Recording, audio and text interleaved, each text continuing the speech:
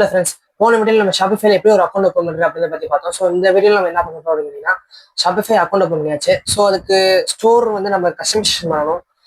நமக்குரிய customisation, அதாவது நம்ம ஸ்டோரை நம்ம கஸ்டமைசேஷன் நமக்கு ஏற்ற மாதிரி கஸ்டமைசேஷன் பண்ணி வச்சுக்கலாம். ஸோ அதுக்கு தான் இந்த வீடியோ. போன வீடியோவில் நம்ம எப்படி ஒரு அக்கௌண்ட் ஓப்பன் பண்ணோம் அப்படின்றத பற்றி பார்த்தோம். ஸோ இந்த வீடியோவில் நம்ம என்ன பார்க்க போறோம் அப்படின்னு கேட்டிங்கன்னா, ஆன்லைன் ஸ்டோர், அதாவது நம்ம ஸ்டோர் கிரியேட் பண்ணிட்டோம். ஸோ நமக்கு ஸ்டோருக்கான வெப்சைட் இருக்கு பார்த்தீங்களா, அதை நம்ம வந்து நம்மளே கஸ்டமைசேஷன் பண்ணி வச்சுக்கலாம். ஸோ இங்கே வந்து கஸ்டமைஸ் தீம்ஸ் இருக்கும். ஸோ அதை நீங்கள் சூஸ் பண்ணிக்கோங்க. டிஃபால்ட் அது பாஸ்வேர்ட் போட்டு ப்ரொடக்ஷனோட இருக்கும். ஸோ நீங்கள் அதை ரிமூவ் பாஸ்வேர்ட் கொடுத்து நீங்கள் ரிமூவ் பண்ணி வச்சுக்கோங்க பாஸ்வேர்டை. கீழே வந்தீங்கன்னா உங்களுக்கு நிறைய டெம்ப்ளேட்ஸ் வந்து ஃப்ரீயாக கொடுத்துருப்பாங்க. ஒரு கீழே ஒரு ரேண்டமாக ஒரு தீம்ஸ் கொடுத்துருப்பாங்க. ஸோ உங்களுக்கு நான் வந்து இந்த இதை நான் சூஸ் பண்ணி வச்சுக்கிறேன். ஸோ இது இங்கே வந்து ஆடுன்னு கொடுத்தீங்கன்னா இந்த தீம் வந்து ஆட் ஆயிரும். ஸோ ஆட் பண்ணிட்டு இங்கே வந்து எடிட் தீம்ன்றதை கொடுத்துக்கோங்க. ஸோ இங்கே வந்துட்டு இங்கே பை டிஃபால்ட் நீங்கள் அங்கே ஸ்டோர் நேம் ஃப்ளவர்ஸ் கொடுத்தா ஃப்ளவர்ஸ் வந்துடும். Welcome to the store catalogue. Okay, இப்படி தான் இருக்கும்.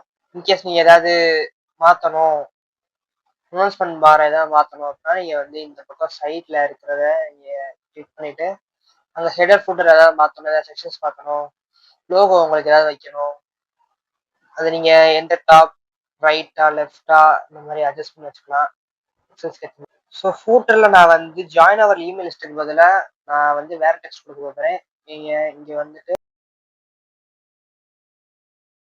இன்கேஸ் நீங்கள் ஊடல் ஏதாவது ஆட் பண்ணணும் அப்படின்னு நினைக்கிறீங்கன்னா இங்கே ஆட் செக்ஷன் கொடுத்துட்டு உங்களுக்கு என்ன மாதிரி செக்ஷன் தேவைப்படுது அப்படின்றத இங்கே வந்து சூஸ் பண்ணிக்கிறோம். ஸோ நான் இங்கே வந்து ஷோகேஷன் சொல்லிட்டு இதை நான் ஒன்று ஆட் பண்ணுறேன். அவ்வளோதான், வேற எந்த சேஞ்சஸுமே பண்ண தேவையில்ல. ஸோ நான் எனக்கு இப்போதைக்கு இதுவே போதும். நான் வந்து மேற்கொண்டு ஏதாவது சேஞ்சஸ் பண்ணணும் அப்படின்னு பார்த்தீங்கன்னா நீங்கள் பிக்சர்ஸ் பார்க்குறோம்னா இங்கே கீழே தொட்டுட்டு நீங்கள் செலக்ட் பிக்சர்ஸ் இங்கே செலக்ட் கொடுத்துட்டு நான் ஜென்ரேட் இமேஜ் கொடுக்குறேன். ஜென்ரேட் இமேஜை ஸோ இப்போதைக்கு ஓகே, இப்போதைக்கு இதுவே ஓகே கீப்னு கொடுத்துட்டு இதை ஒரு கிளிக் பண்ணிட்டு டன் கொடுத்துட்டீங்கன்னா அந்த பிக்சர்ஸ் வந்து அப்படியே பின்னாடி போய் அட்டாச் ஆகும். இமேஜ் ஆர் வீடியோஸ் நீங்கள் எந்த மாதிரி வேணால் நீங்கள் செலக்ட் பண்ணி வச்சுக்கலாம். ஸோ இப்போதைக்கு நான் இமேஜ் சூஸ் பண்ணிட்டு இங்கே எடிட் கொடுத்துட்டு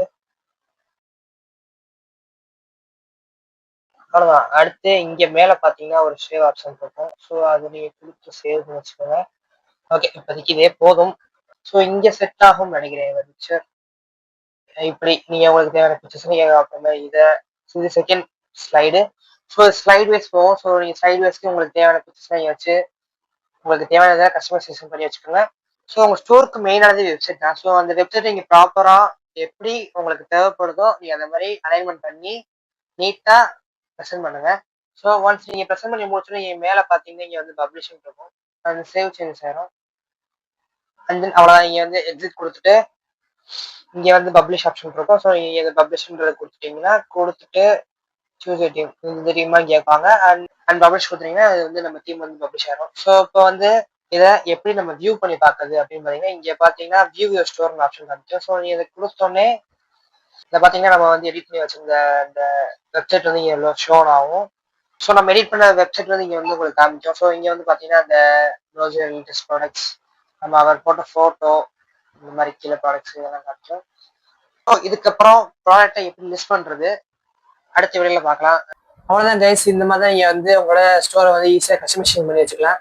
ஸோ இதுக்கப்புறம் நம்ம மேற்கொண்டு எந்த மாதிரி ப்ராடக்ட்ஸ் எப்படி லிஸ்ட் பண்ணலாம், பேமெண்ட் கேட்வே நம்ம எப்படி வாங்கலாம், எந்த மாதிரி மெத்தட் வந்து ரொம்ப யூஸ்ஃபுல்லாக இருக்கும், சிம்பிளாக இருக்கும் அப்படின்றத பற்றி மேற்கொண்டு வர வீடியோஸ்லாம் பார்க்கலாம்.